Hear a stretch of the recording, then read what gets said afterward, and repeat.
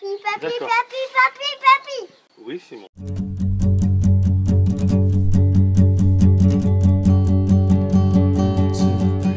Le déphasage à l'intérieur d'un matériau isolant est intimement lié à la chaleur. Qu'est-ce que la chaleur? Ce sont les particules qui constituent la matière qui se mettent en mouvement aléatoire les unes par rapport aux autres et qui s'entrechoquent. On va imaginer ça par un petit jeu qu'on connaît tous.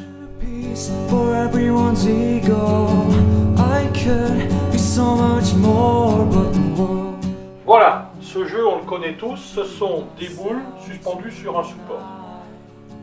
On prend la première boule, on la lève, elle met en mouvement la deuxième, qui elle-même met en mouvement la troisième, etc.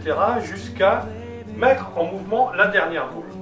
Comme elles sont très proches les unes des autres, on a donc une mise en mouvement rapide de la dernière boule.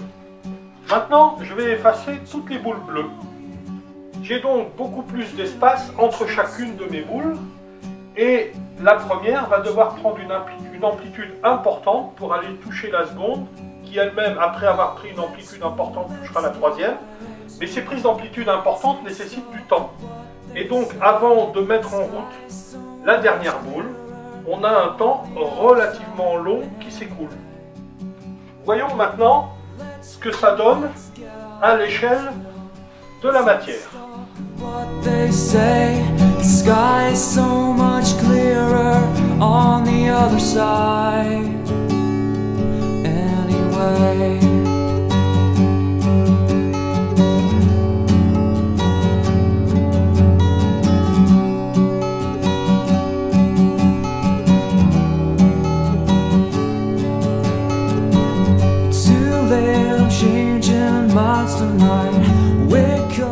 Voici notre cube. Si je l'expose à une source de chaleur, revenons à ce qu'est la chaleur. Mise en mouvement aléatoire des particules qui constituent la matière et qui ainsi s'entrechoquent.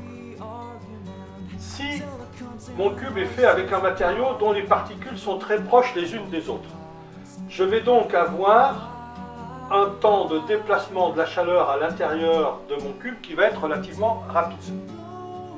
Lorsque ces particules sont proches les unes des autres, on en compte beaucoup dans un mètre cube, on parle donc de matériaux à densité élevée et de matériaux lourds.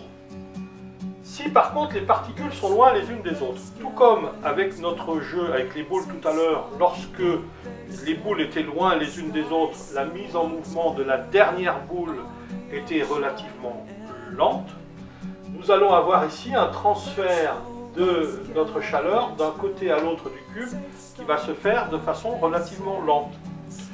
Compte tenu que les particules sont peu nombreuses, on va avoir peu de particules dans un mètre cube, on va parler d'une densité faible et de matériaux légers. Que trouve-t-on dans les matériaux lourds? Plusieurs origines possibles, dont une, le minéral, qui va nous intéresser plus particulièrement. Et dans le minéral, à nouveau plus particulièrement, la silice et la pouzzolane, avec lesquelles on va fabriquer respectivement de la laine de verre et de la laine de roche. Dans les matériaux légers, de densité faible, plusieurs origines possibles également. Une va nous intéresser plus particulièrement le végétal, dans lequel on va trouver entre autres le bois, avec lequel on peut fabriquer directement de la laine de bois, ou un dérivé issu du papier lui-même fabriqué avec du bois, qui va être la ouate de cellulose. On va y trouver également la paille, le lin, le chanvre, le liège et divers autres matériaux. Le temps de déplacement dans le cube est donc dépendant de la densité de la matière et de ses origines. Ce temps de transfert s'appelle le déphasage. Pour des matériaux lourds, ce déphasage peut être avec un déplacement de 1,5 à 3 fois plus rapide que dans des matériaux d'origine végétale avec des densités faibles.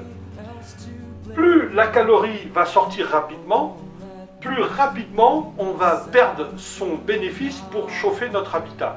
Ou l'été, plus rapidement elle va rentrer dans notre habitat, plus rapidement on va devoir trouver des moyens pour faire baisser la température, et c'est absolument pas ce qui nous intéresse dans l'isolation. Donc dans l'isolation, mieux vaut un matériau d'origine végétale. Rendre les choses aussi simples que possible, mais pas plus simples. Albert Einstein.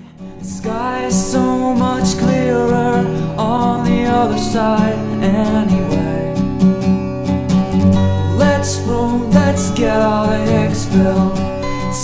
stock of what they say. The sky is so much clearer on the other side.